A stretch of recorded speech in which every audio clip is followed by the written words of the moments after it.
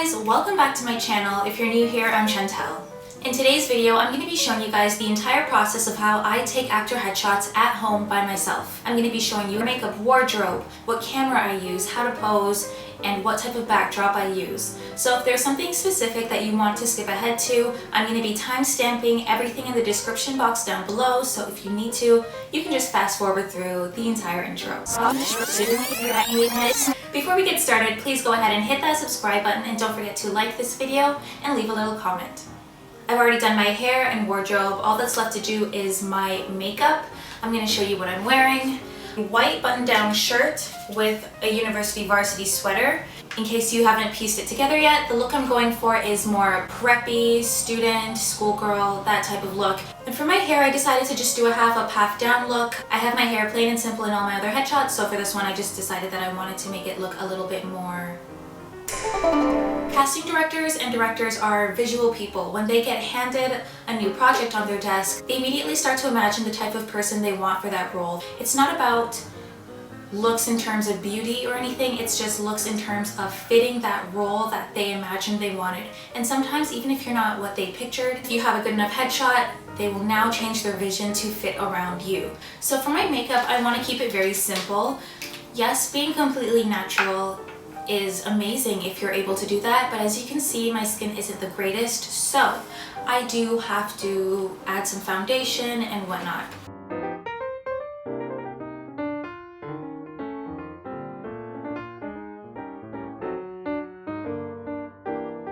Next, I'm going to be doing a little bit of concealer. This is a really tough part for me because whenever I do my own headshots and I'm wearing concealer, you can usually see the creasing. So I bought this Tarte Creaseless Concealer that I've used in some other makeup tutorials that you might be able to see on my page. I'm hoping that it actually pulls through for these photos because creasing is very difficult to edit out. And I'm not putting too much. I just want it to look like I've actually slept in the past couple of years, you know? The next step is not something you have to do, but I choose to do it because right here in photos always sinks in and I don't like having to Photoshop under my eyes too much. I'm using setting powder. It's just by CoverGirl. You can get it at any drugstore, you can get it at Walmart. And I'm just putting it right in the corner of my eyes just to kind of take that away. Next, I'm doing my eyebrows. So the eyebrows are something that I really don't want to look unnatural. And I'm just going to lightly fill in some of those little spots that are missing. I'm going to be using a little bit of blush just because rosy cheeks always make you look younger. It's just been a thing from the beginning of time. It gives that baby doll look. So I'm going to use a little bit of that and just go like this. The last step is going to be mascara. I'm just using the L'Oreal Telescopic Mascara. Whatever makeup you do have on should look realistic, so nothing too over the top.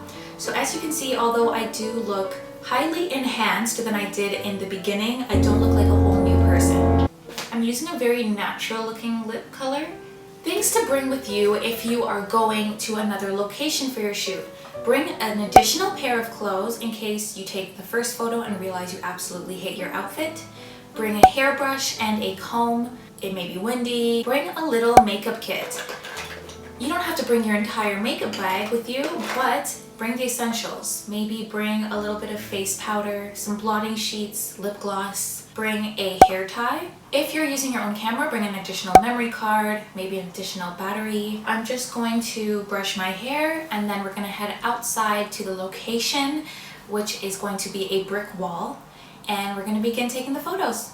Yeah, not exactly the best day to be taking headshots outside, but it's so sunny and beautiful. I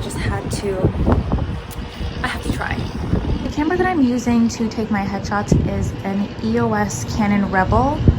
It's a pretty old DSLR camera, but this lens specifically is really good for headshots. It's a 50mm lens, and basically what it does is it blurs out the background and focuses on your face. It's really hard to use this kind of lens when you're taking photos by yourself, but I have another tripod there, which makes it a lot easier, so I can focus on that and then quickly run and just stand in the place of the tripod. I'm filming on my iPhone right now, and you can see it has really great quality as well. It focuses and blurs out the background. So it's important to do lots of test shots to make sure that you're in frame, the camera isn't too low, you're not completely blurry, and that the lighting is good. Right now, I'm pretty sure the lighting is not good. You can see there's a huge shadow here, which is a problem.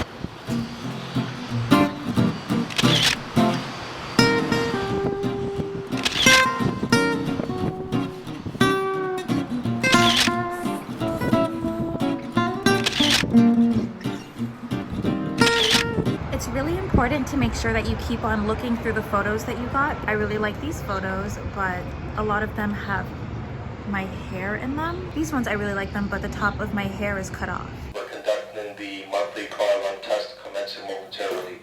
Please be advised that the alarms will ring and this is I came inside to see if I actually like the photos that I got, because sometimes in the daylight it can be deceiving. Obviously the ones where I'm looking weird, I'm gonna delete those. But so, ooh, I like this one. It's kind of giving me like Mean Girl vibes. I don't know. This one I could submit for being a witch with my hair blowing. Oh, my eyes are really squinty in a lot of them because it was so bright. My hair's out of place in those. By the way, I was trying to be cute here, but you can never submit a headshot where you're not looking at the camera. I mean, they're pretty good. I really like this for like an Instagram photo.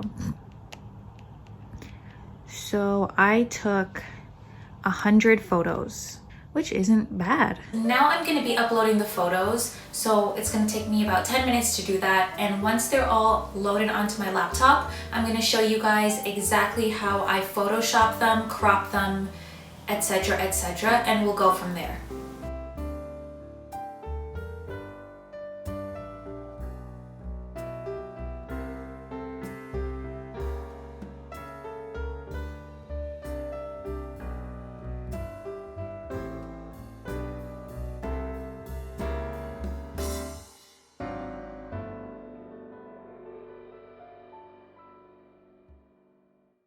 First of all, I have my folder with my photos here. I named it How I Take Headshots at Home. But to edit them on a MacBook, I'm going to be opening the Photos app. You don't need a MacBook or any fancy software to edit your photos.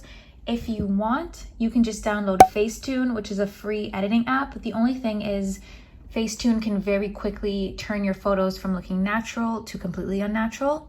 Sometimes I use Adobe Photoshop. If you don't have Adobe, you can go online and use their free version.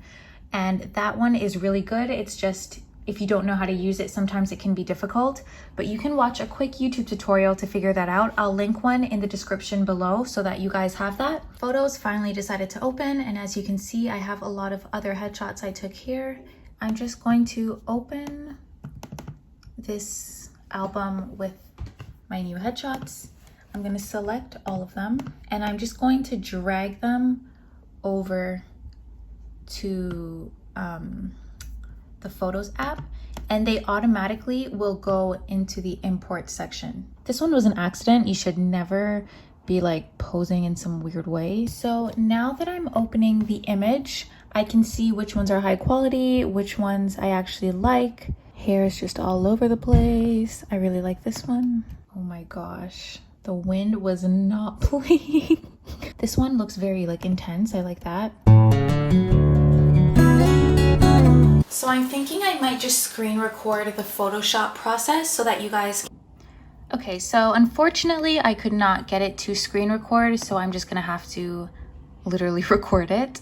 In these ones, you can see that I'm actually in focus and the background is not, including the brick wall. This is exactly what I wanted. You can see every detail, including the hairs on the top of my ponytail. So when I focus in all the way, zoom in all the way, sorry, you can see all of the little details. It's still not as crisp as I would like it to be, but that's okay. This is good enough. I don't really like the poses that much and stuff, but it will do for now, and I'm gonna edit them. When I zoom in completely, I can see the quality is not the clearest in the world. So even though it is pretty clear, it's not like super defined to the point where there's really much to Photoshop. If there is anything that you did want to edit out, I'm just gonna show you on this side. So there's this little part here that says, oh, there goes that little colorful spinning thing again. It says retouch, and you can change the size of the brush. So you just click it. Let's say I don't like my eyes and I want to completely remove my eye. I'm going to go over it like this, and so on and so forth. So look, there you go. So if you ever have like a pimple or something that you want to get rid of, or a beauty mark, you can just make it really small, change the size here, and you can just go over it. Like I have this little beauty mark right here, and oh, photoshopping actually made it darker. Sometimes it picks up color from somewhere it's not supposed to. So if you want it to pick up more of this color, bring it up slightly. So let me do it like this and bring it up here. And you can see that it will cover it up with the color that's up there. I'm not a professional, I'm just trying to get by. And I'm going to be going to crop, which is up here. So when you click on crop, you go to this page, and I'm just going to be turning this little thing here so that this line is straight. It's very difficult when you have a dodgy laptop. I'm kind of sad that the top of my hair is cropped out because I really do like this photo, but it's okay. Now I'm going to be hiding the background and cutting out a little bit of my arm because I don't want it to look like I'm taking a selfie. You can see my arm looks a little bit like I'm holding the phone or something. We don't want that. And I'm going to do the same on the other side. These lines help to make sure that your face is the center of the photo. And then you click on done. If you wanted to do more, you can do autocorrect, you can brighten the photo if the lighting is a bit dark.